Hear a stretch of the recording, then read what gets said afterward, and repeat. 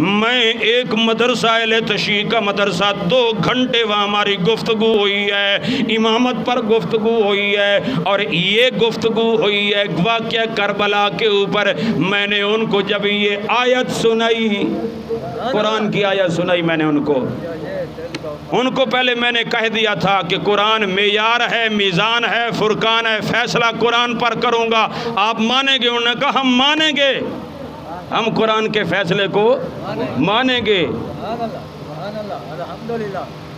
مولانا حضور بخش ہے مرحوم، فوت ہو گئے ہیں، بہت بڑے، یہ آپ کے خشکے کے علاقہ، ان سے گفتگو ہوئی میرے، اور ان کے ساتھ اور بھی حضرات تھے۔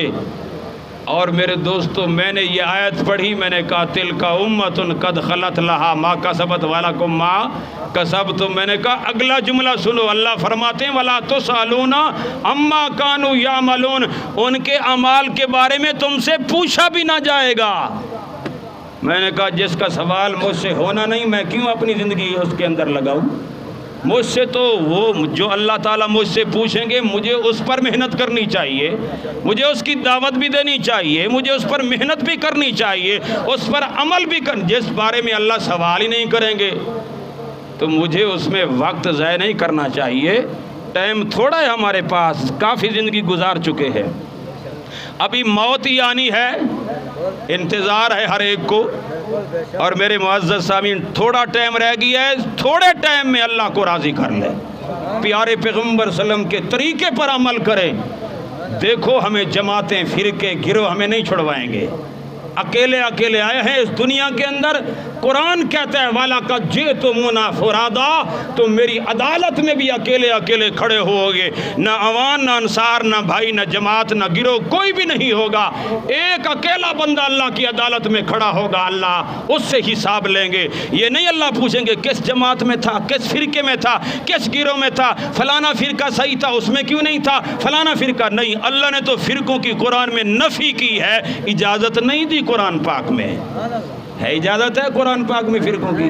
آپ اہل علم حضرات بیٹھے ہیں، قرآن بار بار کہتے ہیں ولا تفرقوا ولا تفرقوا، لیکن پھر بھی ہم کہتے ہیں میں دیوبندی، میں بریلوی، میں وہابی، میں شیعہ، میں سنی۔ وہ میرے معزز سامعین، رب سے جنگ کر رہے ہو، مولوی عثمان مجھ سے جنگ نہیں کر رہے، اللہ سے جنگ ہے۔ میں تو اللہ کا پیغام آپ کو سنا رہا ہوں، میرا قصور یہ ہے کہ میں قرآن کی آیت پڑھ کر سنا رہا ہوں، ہے تو پیغام کس کا؟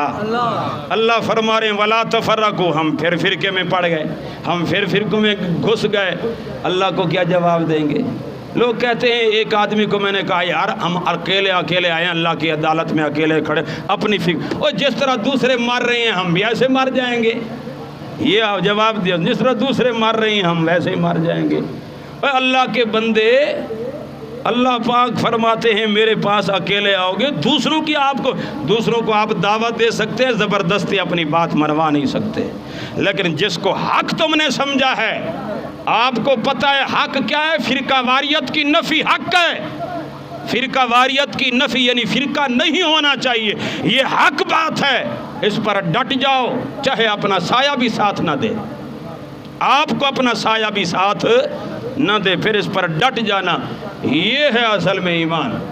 ان الذین قالوا ربنا اللہ ثم استقاموا، جو کہتے ہیں اللہ ہمارا رب ہے، بس اس پر ڈٹ گئے، جیسے بھی تھپڑے لگے اس کو، جیسے حالات ہے، حالات کا مقابلہ کر کے حق کا دامن نہیں چھوڑا، یہ بندہ ہے دنیا میں بھی کامیاب، آخرت کے اندر بھی کامیاب۔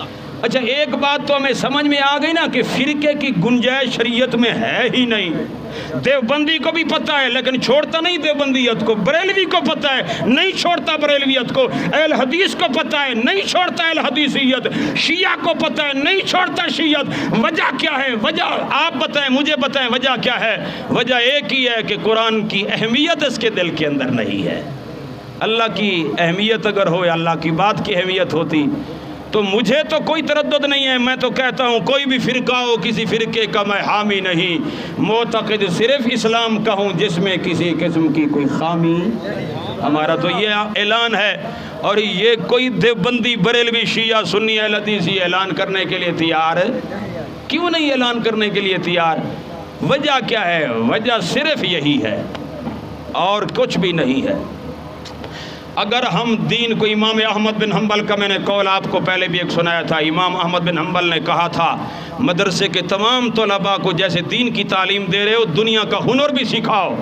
اگر دنیا کا ہنر سکھاؤ گے تو دین کو حق اور سچ طریقے سے بیان کریں گے، اور اگر تم ہنر دنیا کا نہیں سکھاؤ گے، دنیا کا کاروبار ان کا اپنا نہیں ہوگا، تو پھر یہ دین بیچیں گے اور دین کو چھپائیں گے، حق چھپائیں گے، دین بیچ کر اپنا پیٹ پالنے کی کوشش کریں گے۔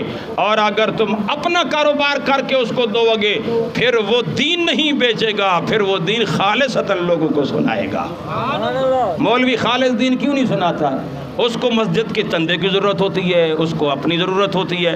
بھئی تجھے اپنی ضرورت ہے کہ آیا تو پوری زندگی اسی چندہ کر کر کر کر کر کے لوگوں کی جیبوں پر نظریں رکھ رکھ کے زندگی گزار لے گا؟